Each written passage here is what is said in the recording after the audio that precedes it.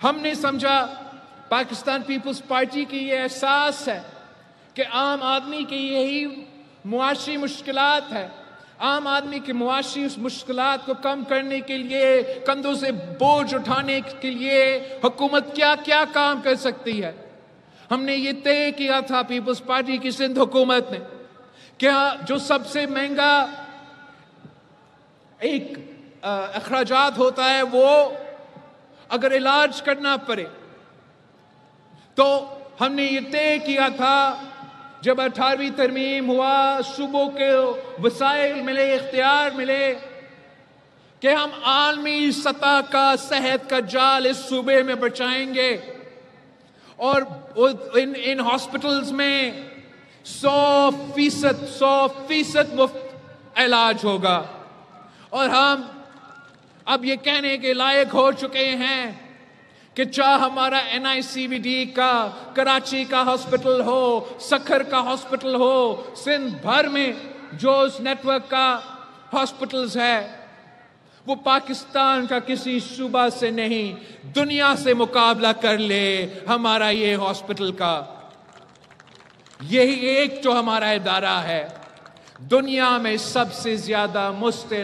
علاج، مفت دل کے علاج اگر کہیں ہوتا ہے تو پاکستان کا NICVD میں ہوتا ہے.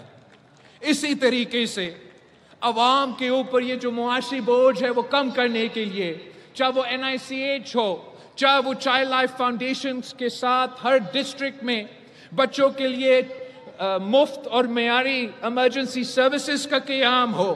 SIUT کے ساتھ مل کے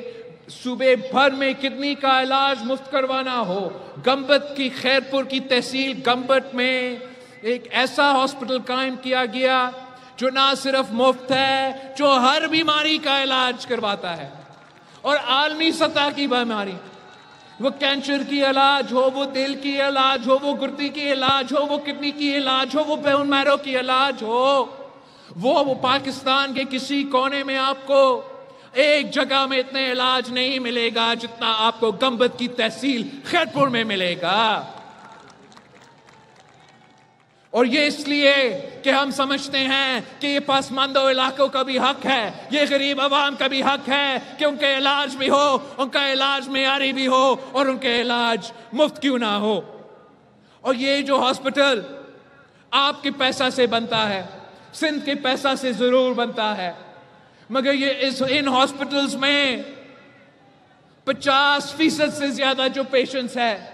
وہ سندھ کے باہر سے ہوتے ہیں. کبھی ہمارا بھائی بلوچستان سے آ جاتے ہیں، جنوبی پنجاب سے آ جاتے ہیں، پنجاب سے بھی آتے ہیں، پختونخوا سے بھی آتے ہیں. ہم ان کو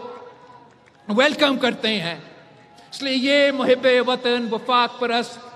پاکستانیوں کا ذمہ داری ہوتا ہے، ہمارا ذمہ داری ہے. ہم اپنا فرض سمجھتے ہیں کہ غریبوں کے جو مسئلے ہیں، معاشی مشکلات ہیں عام آدمی کے،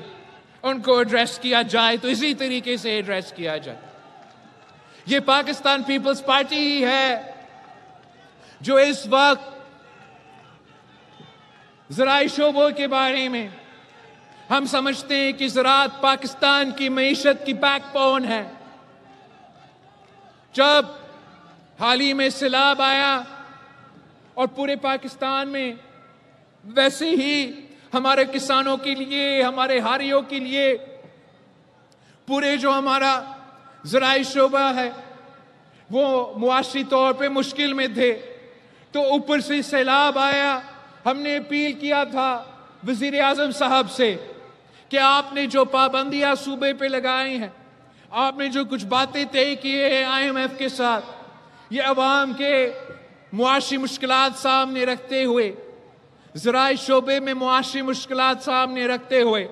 ہمیں کوئی ریلیف دلوایا جائے. اور ہم شکر گزار ہیں وزیر اعظم صاحب کا کہ وہ بات سنتا بھی ہے، پیپلز پارٹی کی تجویز مانتا بھی ہے. اور اسی وقت وزیر اعظم صاحب نے اعلان کیا کہ ملک بھر میں زرعی ایمرجنسی ہوگا. اور اسی زرعی ایمرجنسی کے تحت ہم نے پھر وزیر اعلیٰ مراد علی شاہ صاحب سے ریکویسٹ کیا کہ اب آپ پہ کوئی پابندی نہیں ہے، یہ پروکیورمنٹ کا اور ٹیکسز کا اور ریلیف دو، سندھ کے عوام کو ریلیف دو. اور میں سی ایم سندھ کا شکر گزار ہوں جنہوں نے فیصلہ کیا کہ 1 سے لے کے 25 ایکڑ تک جو سندھ میں ہاری ہے، چھوٹے زمیندار ہے، انہیں مالی مدد دیا جائے گا تاکہ جو ان کے انپٹس کے پرائسز بہت مہنگے ہیں مگر ڈی اے پی کے حد تک، یوریا کے حد تک سندھ حکومت وہ مالی مدد دے رہی ہے. ہم سمجھتے ہیں کہ یہی حکومت کا ذمہ داری ہوتا ہے کہ عوام کی معاشی مشکلات کم کیا جائے. ویسے ہی تعلیم کے شعبے میں ہم نے چاہا کہ شہید محترمہ بے نظیر بھٹو نے، قائد عوام شہید ذوالفقار علی بھٹو نے، میں نے خود آکسفورڈ جیسے عالمی ادارہ سے تعلیم حاصل کیا، تو ہم چاہتے ہیں کہ سندھ کے غریب عوام بھی کو بلوچستان کے پسماندہ علاقے سے کیوں نہ ہو، ان کو بھی یہ موقع دیا جائے کہ قائد عوام اور شہید محترمہ بے نظیر بھٹو کے عالمی سطح کی یونیورسٹیز میں تعلیم حاصل کرے. اور میں بلوچستان حکومت کا اور سندھ حکومت کا شکر گزار ہوں جنہوں نے اسکالرشپ پروگرام شروع کیا تاکہ وہ مالی مدد کر سکے اور جو بلوچستان کے عوام ہیں، جو سندھ کے عوام ہیں، وہ اتنے بڑے بڑے ادارے میں تعلیم حاصل کر سکے، معاشی طور پہ ان کو مدد کیا جا سکے. ہم سمجھتے ہیں کہ ہمیں سب کو مل کر پاکستان کے عوام کو معاشی بحران سے نکالنا ہے.